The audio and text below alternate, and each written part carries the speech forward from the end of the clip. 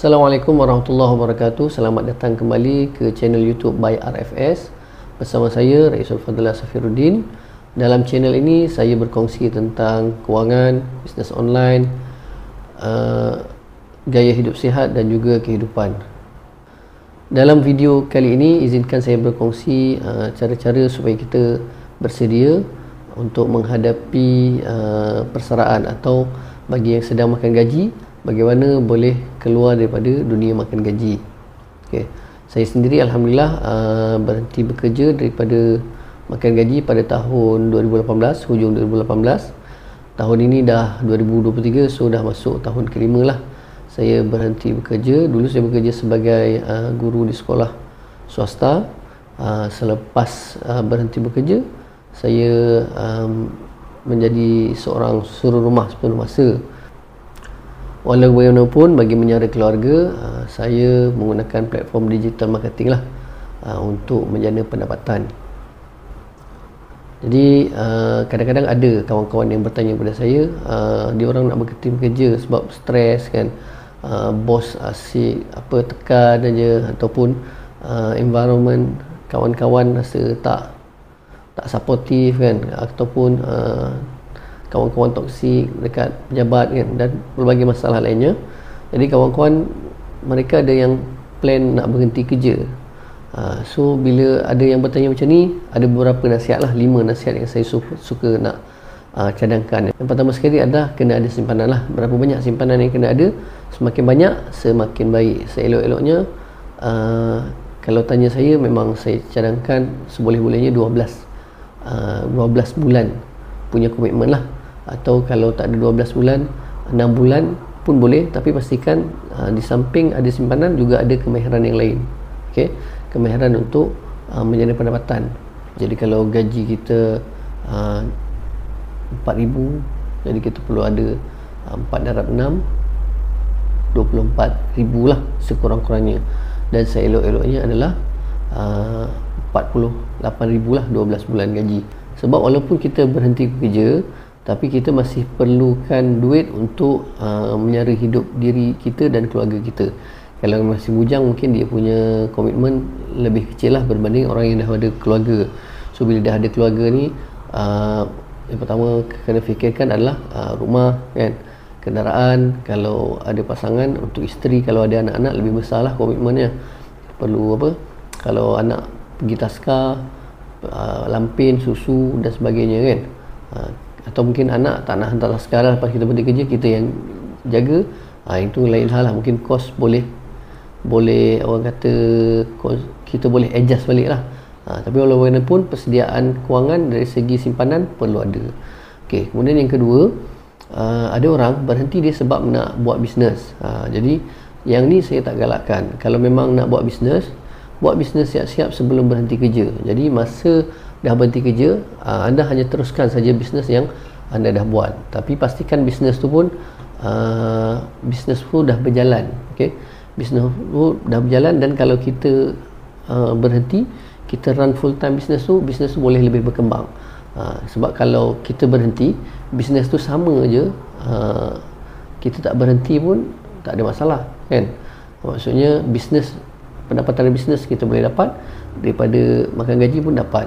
Tapi kalau mungkin tempat makan gaji tu majikan tak berapa sesuai dengan kita, kita cari majikan yang lain. Walaupun tak mudah, tapi masih boleh usahakanlah. Berhenti sekejap, lepas tu cari kerja lain. Itu okey. Kemudian yang ketiga, pastikan kalau nak berhenti ni, ada setengah tempat kita boleh mohon cuti tanpa gaji, ataupun cuti separuh gaji ya. Ataupun kalau yang pensyarah boleh mohon cuti sabbatical. Maksudnya kita berhenti sekejap ya. Kalau kita nak buat bisnes, kita buat bisnes. Ataupun kita ada nak fokus keluarga, kita fokus keluarga dulu kan. Lepas dah habis cuti 3 bulan ke 6 bulan ke setahun, dah habis cuti, kita masuk balik kerja. Kalau kita rasa tak nak masuk balik kerja, kita just bagi surat resign lah, berhenti kerja, settle. Tapi pastikan dalam masa cuti tu kita selesaikan urusan kita, dan kita boleh fokus kehidupan. Maksudnya kalau dah berhenti kerja nanti, kita dah rasa kehidupan tu masa kita berhenti sekejap tu. Okey, itu yang ketiga.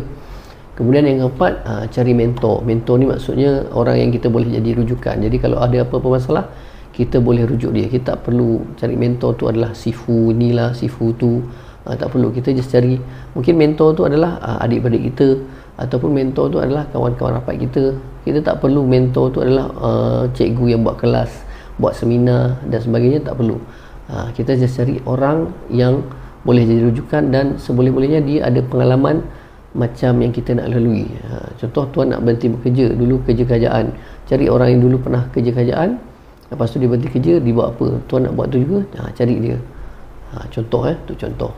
Okey, seterusnya yang kelima, sebelum nak berhenti kerja, luruskan dulu niat lah. Kita niat ni sebenarnya berhenti bekerja sebab apa?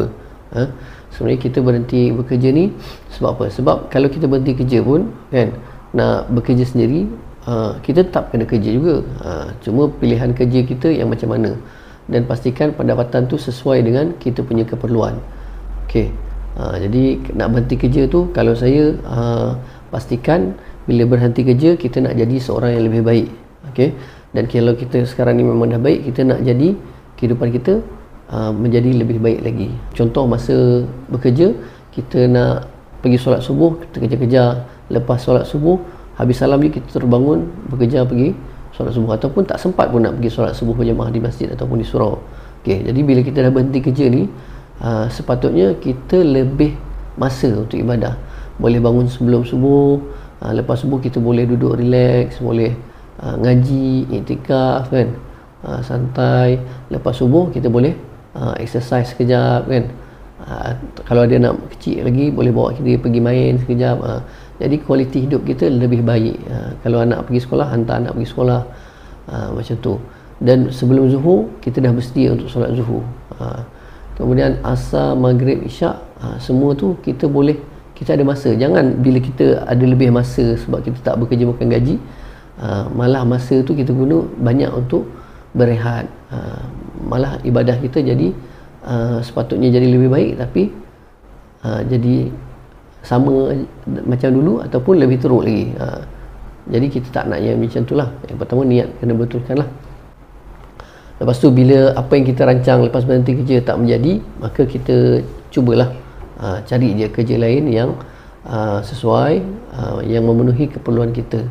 Kalaupun tak untuk selama-lamanya, just cari untuk sementara, sambil-sambil kita susun semula kehidupan. Saya pun sendiri ada juga naik turun, walaupun dah berhenti kerja sejak 2018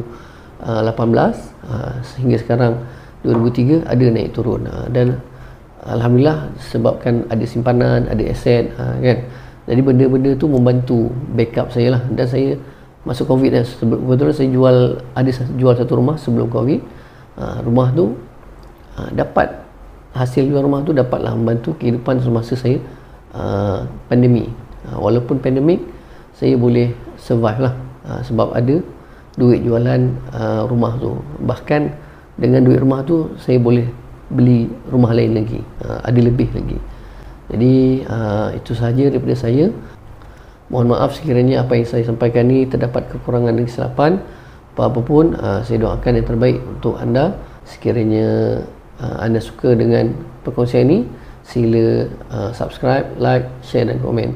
Terima kasih banyak. Assalamualaikum warahmatullahi wabarakatuh. Jumpa lagi dalam video yang akan datang.